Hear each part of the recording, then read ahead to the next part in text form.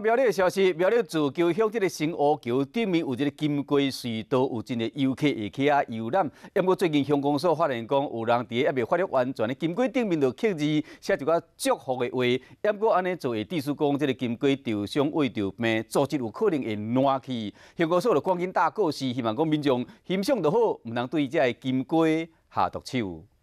写什么？ 金黄色的金龟被刻字写如意，还有一旁风顺，写的拢是祝福的话。但不过这毋是专门要互人刻字的金龟，这是苗栗造桥新湖桥顶面景观南瓜隧道，是要互人欣赏用的，想未到煞被破坏。在南瓜上面刻字，太没公德心了吧？对金龟上直接的影响是受伤染病。南瓜刻字下去以后，因为成熟度不够，南瓜的成长就会不好。